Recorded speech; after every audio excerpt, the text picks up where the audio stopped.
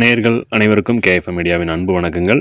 கலைஞர் express நிகழ்ச்சி நீங்கள் கொடுத்துட்ருக்கிற ஆதரவுக்கு ரொம்ப நன்றிங்க. வாரந்தோறும் புதன்கிழமை நம்ம நிகழ்ச்சி வந்துட்டுருக்குது. ஸோ கடந்த வாரம் தல அஜித் அவர்களுடைய சிறப்பு எபிசோட் பார்த்தீங்க, நியூ இயரை முன்னிட்டு. ஸோ இப்போது பொங்கலை முன்னிட்டு ஒரு மனிதனை பற்றி நம்ம பேச போகிறோம். ஸோ அனைவருக்கும் போகி பண்டிகை, பொங்கல், ஸோ எல்லா பொங்கலுக்குமான வாழ்த்துக்களை இந்த செய்தி மூலமாக பதிவு பண்ணிவிட்டு, ஜல்லிக்கட்டு அரங்கேறும். ஸோ எல்லாருமே சேஃபாக விளையாடுங்க அப்படிங்கிறத இந்த பதிவு மூலமாக சொல்லிக்கிறோம்.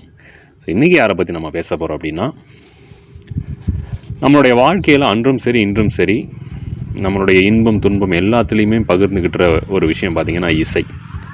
ஸோ அந்த இசையை ஒரு தெய்வீகமாக எல்லா சூழ்நிலைக்கு ஏற்ப அந்த இசை இன்னும் தனக்குள்ளே வைத்துக்கொண்டு ஒரு பிரம்மாண்ட படைப்புகளை படைச்சிட்டு இருக்கிற ஒருத்தர் தான் இசைஞானி இளையராஜா அவர்கள்.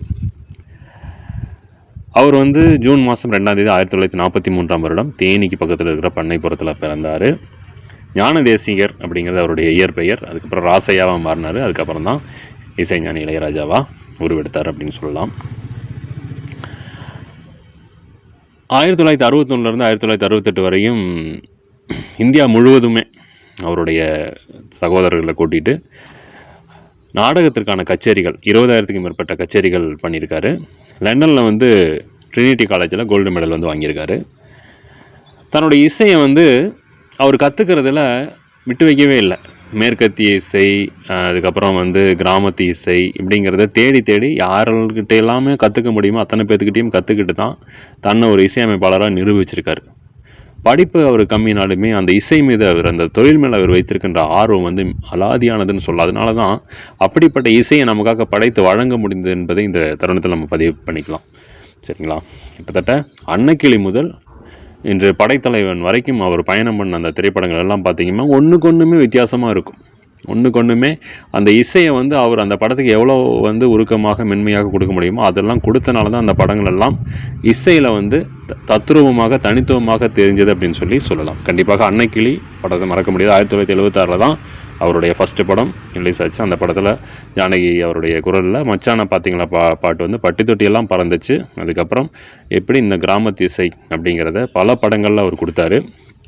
ஸோ தமிழ், தெலுங்கு, மலையாளம், கன்னடம், ஹிந்தி மொழி உட்பட பல்வேறு மொழிகளில் அவர் இசையமைச்சிருக்காரு. 2018 பத்ம பூஷன் விருதும் அவர் வாங்கியிருக்கார் அப்படின்னு சொல்லலாம். இந்தியாவின் தலைச்சிறந்த விருது பத்ம பூஷன் என்பதை தெரியும்.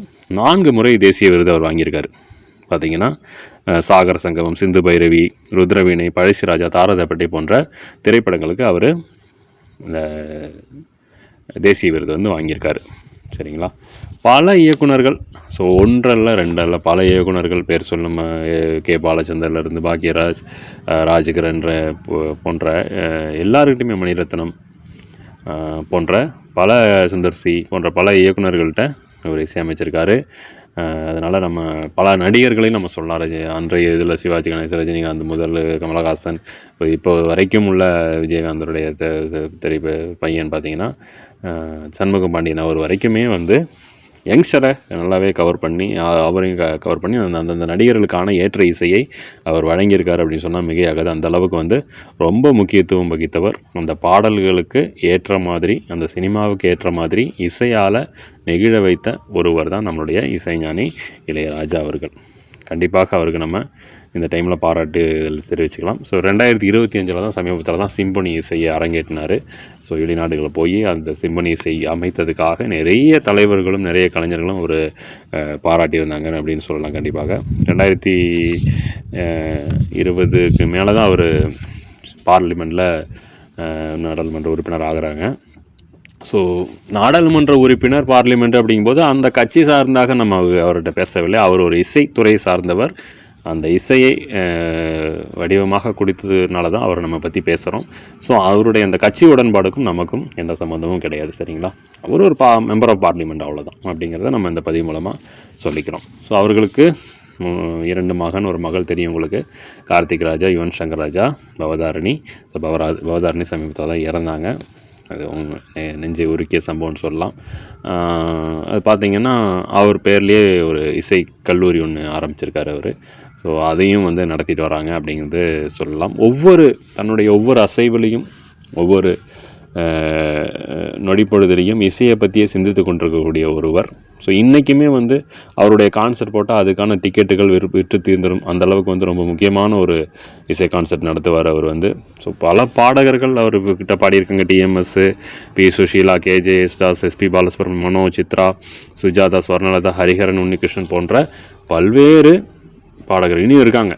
புது பாடகர்கள் இருக்காங்க, இடப்பட்ட பாடகர்கள் இருக்காங்க. ஸோ அத்தனை பாடகர்களுமே இவரோட இசையில் பாடியிருக்காங்க. இவரும் பல்வேறு இசையமைப்பாளர்கள் கூட பாடல் பாடியிருக்காரு. அதுவும் வெற்றி அடைஞ்சது அப்படின்னு சொல்லலாம். ஸோ அந்தளவுக்கு வந்து இவருடைய இசைக்கும் இவருடைய குரலுக்கும் இவருடைய பாடல்களுக்கும் எல்லாத்துக்குமே ஆன நிறைய ரசிகர்கள் கூட்டம் இன்றும் இருக்கின்றது. நானும் தான். ஸோ எனக்கு ரொம்ப பிடிக்கும். நான் ஸ்டேட்டஸ் வைக்கிறேன், நான் அவருடைய பாடல் கேட்டிருக்கேன். ஸோ நம்ம வளர வளர வளர வளர அவர் அப்படி ஃபாலோ பண்ணிகிட்டே இருந்தோம்னு சொல்லி வச்சுக்கோங்களேன். அந்த மாதிரி அதான் சொல்கிறேன், இசை சம்மந்தப்பட்டது தான் சொல்கிறேன் நான். அதுக்கப்புறம் அவர் கட்சி சார்ந்தது அதெல்லாம் நம்ம எடுத்துக்கிறது இல்லை. இருந்தாலும் ஒரு இசையால் தமிழ்நாட்டை, நம்ம இந்தியாவை மகிழ்விக்க வைத்த ஒரு இசை கலைஞர் வந்து இசைஞானி இளையராஜா அவர்கள். எண்ணற்ற பாடல்கள் இருக்குது. தாலாட்டுக்கு வேணுமா, காதல், கம்பீரம், செயல், ஊக்கம், போராட்டம், இந்த மாதிரி நிறைய விஷயத்துக்காக, அன்பு, அந்த மாதிரி எல்லா விஷயத்துக்குமான பாடல்கள் அடங்கிய தொகுப்பு, சோகமாகட்டும், எல்லாத்துக்குமானதாக அவர் கவிதை வரிகள் அவர் கொடுத்துருக்காரு. அவருடைய அண்ணன் தம்பி உங்களுக்கு தெரியும், கங்கை அமரன் அவர்கள். அவருமே வந்து ஒரு இசையமைப்பை தான், அவரும் இசையமைப்பாளர் தான். அவரும் பாடம் எடுத்திருக்காரு, பாடல்கள் எழுதியிருக்காரு, போன்ற நிறைய விஷயங்கள் பண்ணியிருக்காரு. அது மட்டும் இல்லாமல் நிறைய இயக்குநர்கள் பார்த்திங்கன்னா அடம் பிடிப்பாங்க, இவரோட இசை இருந்தால் தான் நான் படமே எடுப்பேன் அப்படிங்கிறவங்கலாம். இது இப்போ குறிப்பாக சொல்லணும்னா ராஜகிரனெல்லாம் அப்படிப்பட்டவர் தான், பாக்யராஜ் அவர்களும் அப்படிப்பட்டவர் தான். அப்படி எல்லாம் தான் அவருடைய இசை, நீங்கள் வந்து இசையமைச்சிங்கன்னா நான் படம் எடுக்கிறேன் அப்படிங்கிற மாதிரிலாம் அடம் பிடிச்ச இயக்குநர்கள்லாம் இருக்காங்க. இவர்கிட்ட முதல்ல டேட் வாங்கணும், அந்த அளவுக்கு பிஸியான எத்தனையோ படங்களுக்கு அவர் இசையமைச்சிருக்காரு. கிட்டத்தட்ட பார்த்திங்கன்னா அவர் எப்போ தூங்குவார், எப்போ முழிச்சிருப்பார், எப்போ இசையமைப்பார்னு யாருக்கும் தெரியும். அந்த அளவுக்கு பிஸியான ஷெட்யூலில் இருந்த ஒரு மனிதர். 80-90 காலங்கள் எல்லாம் வந்து கண்டிப்பாக வந்து கையிலே பிடிக்க முடியாது. அந்தளவுக்கு வந்து ரொம்ப பிஸியான இருந்த ஒருத்தர் தான் இசைஞானி இளையராஜா அவர்கள். ஸோ இன்றும் அவரை திரைத்துறை கொண்டாடிட்டு தான் இருக்காங்க. ஸோ இப்போது அவர் படம் வரவுங்கிறது கம்மி தான், ஏன்னா வயசாகிட்டு போகுது. ஸோ பல படம் கமிட்மெண்ட் கொடுக்க முடியுது. அதனால் வந்து இருந்தாலும் 1-2 படங்கள் பண்ணாலுமே இந்த வயசுலேயும் அவர் பண்ணார் அப்படிங்கிற அந்த ரெக்கார்டு இருக்கிறது வந்து ரொம்ப பெரிய விஷயம். ஸோ கிட்டத்தட்ட 80 வயதை கடந்த ஒருவர் இசைஞானி இளையராஜா அவர்கள் வந்து எல்லாத்துக்குமே தெரியும். ஸோ அவரை வாழ்த்துவோம். இந்த நாள் அவர் வாழட்டும், ஆயுசோடு இருக்கட்டும். முடிந்தால் சில படங்கள் எல்லாம் எங்களுக்கு தருக அப்படிங்கிறத சொல்லிவிட்டு, மீண்டும் ஒரு முறை அனைவருக்கும் இனிய பொங்கல் திருநாள் நல்வாழ்த்துக்களை தெரிவித்துக்கொண்டு, ஸோ நாளைக்கு இரவு மறந்துடாதீங்க, ஒரு முக்கியமான நிகழ்ச்சி இருக்குது. நாளைக்கு பார்த்திங்கன்னா கடந்த வருடம் வெளிவந்த சிறந்த மலையாள திரைப்படங்களை பற்றி நம்ம பேச போகிறோம். அந்த நிகழ்ச்சியை பார்த்துட்டு அந்த கருத்துக்களும் நீங்கள் பதிவு பண்ணுங்கள். ஸோ மீண்டும் சந்திக்கும் வரை விடைபெறுகிறேன். நன்றி, வணக்கம்.